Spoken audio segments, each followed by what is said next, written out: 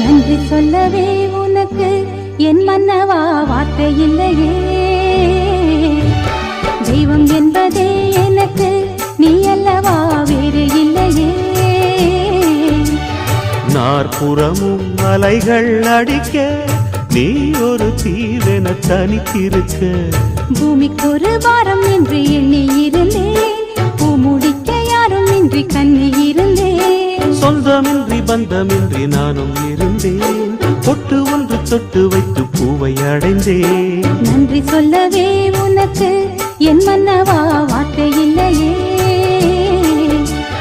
தெய்வம் என்பதே